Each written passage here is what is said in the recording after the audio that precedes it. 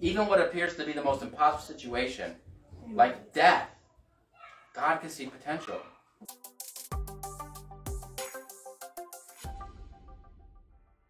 Potential in the right order.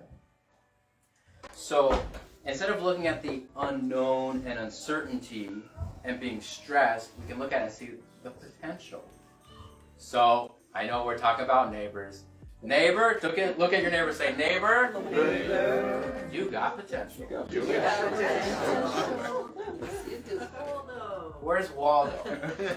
Where's Waldo thrive on potential? The potential to find him. It thrived on mystery. But you know what? As a kid, I loved those books. As an adult, they stressed me out. I don't like working for it. I don't like the mystery. Just tell me where Waldo is. Give me a big, blank, empty mall and show me where Waldo is. I don't want to have to go through the pieces of the puzzle and try to put them together and figure where Waldo is. It's the same thing like Legos. Back in the day, when they used to have the original Lego box, they were literally just blocks. There was no instructions. It was just blocks. You be creative. Whatever potential you saw in it, go ahead and run with that. That's what you create. There's a question when you get at an interview. One of the questions is phrased something along the lines of, how do you deal with ambiguity? Right? So if a manager gives you like an end item, but not any details in between, and he doesn't give you any instructions, you have to fill it in. The answer is, I love it. It allows for creativity. So if I've ever said that in an interview, you know why. But it's true. It's the potential. The potential for creativity, the potential for this, the potential for that. The difference between, because mystery can be mystery, and mystery can be misery. Because if you look at the wrong potential, then it can be miserable to have mystery. If you look at the right potential, it could be great. Our minds are amazing instruments. And they will allow you, in fact, it literally tells you, they've done studies that within like a nanosecond, you make decisions. You put things in categories. And so your mind can help you see potential or misery in the mystery. And we have to make sure that we renew our minds, right? And we constantly keep our minds tame and our tongues tame, and we say the right things, do the right things. Because it's real easy for that potential to get skewed. Right? We talked about this last time. I'm late for work. So your mind can either say, so I know to take a different route next time, or I'm going to get fired. There's a whole bunch of different ways. You have to train your mind, a renewing of the word, and think of these things. Whatever is right, whatever is noble. All these things will start to help you see the potential. Because, two, also as believers, God has unlimited potential. The things that are impossible with man are possible with God. So there's literally, something in God's hand is limitless. Even what appears to be the most impossible situation, like death, God can see potential. It's so cool, these things that don't make sense. So, show of hands, who would think that no good could come from an innocent person dying? Actually, don't raise your hand. I'm going to say a lot of times, we think that someone close to us passes, especially for a little while, we can't see any good from it. We can't see any potential from it.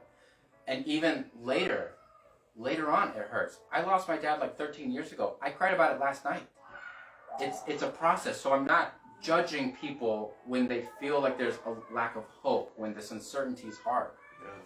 I understand. But even in something like death, the worst thing we can think, the end of ends, it's not the end for him.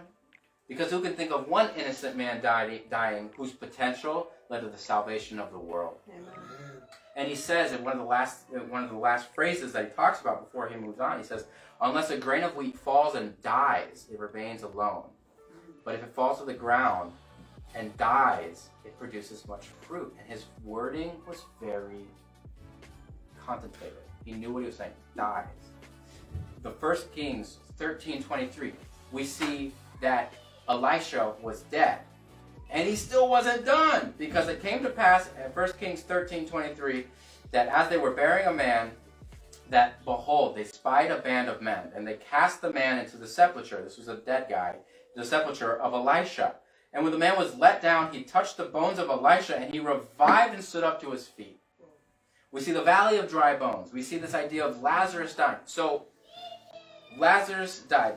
It says, John, we're going to talk about John 11, 14, bounce around 44, 48.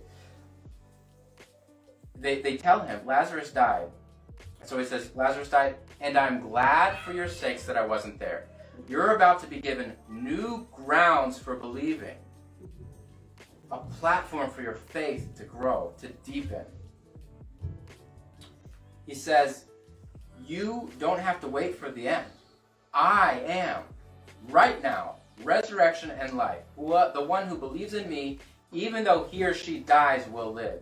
And everyone who lives, being in me, does not ultimately die at all. Do you believe this? Amen. Hallelujah. Let's remember this when we're in those moments when things are dead. Because this is something else. Because he goes to the grave, verse 44, he said in a loud voice, Lazarus, come out. And the dead man came out, his hands and feet wrapped with linen and a cloth around his face. Jesus said, take off the grave clothes and let him go. Therefore, many Jews who had come to visit Mary had seen what Jesus did and put their faith in him. And and Lazarus follows with Jesus for a while. They had a hit on him. He was they wanted to kill him. Because this is the only miracle that I'm aware of outside of the true resurrection of Jesus himself. They say this in verse 38. If we let him go on like this death thing coming to life, everyone will believe in him. And then the Romans will come and take away both our place and our nation. The worst situation for Mary and these people, God flipped around death to be arguably the one that could save them all. And I'm not saying death is good. I'm not saying God orchestrates death. I'm not saying God is bringing these bad things, okay? So please don't misquote me on this. But what I'm saying is some things aren't seen until they're sown. Some things aren't actualized until they're dead. And God works all things for the good of those who love him and are called to his purposes. It means all things, even death. All things have potential. All unknown things have potential in God's hands.